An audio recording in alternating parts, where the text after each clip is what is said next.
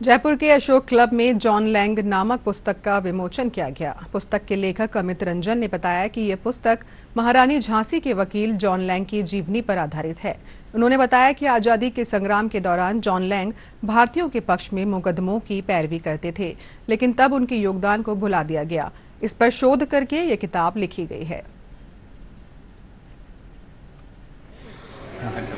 यही तो जमाने थी।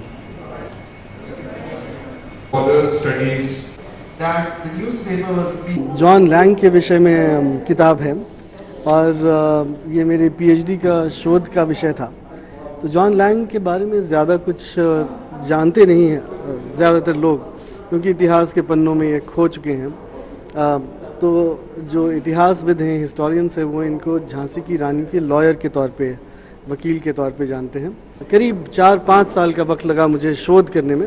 ये सबसे ज़रूरी बात है कि एक गोरा पुरुष जो है गोरी शासन के खिलाफ लड़ रहा था, इसलिए मुझे लगा कि ये बहुत इम्पॉर्टेंट शख्सियत हैं जिनको वापस इतिहास में लाना चाहिए, और बहुत महान लेखक भी हैं। तो जॉन लैंग एक हिस्ट्री में बहुत इम्पॉर्टेंट कैरेक्टर थे 1800s में, लेकिन ओवर टाइम उनके बारे में कभी ज़्यादा बात नहीं हुई। और पहले सिर्फ उनके बारे में हमें जो नॉलेज थी वो ये थी कि वो रानी ऑफ झांसी जो लक्ष्मीबाई हैं उनके लॉयर थे। 2014 में नरेंद्र मोदी जब ऑस्ट्रेलिया गए, उन्होंने वहाँ के प्राइम मिनिस्टर को एक कोलाज गिफ्ट किया जिसमें जॉन लैंग और इंडिया के कनेक्शन के बारे में बताया।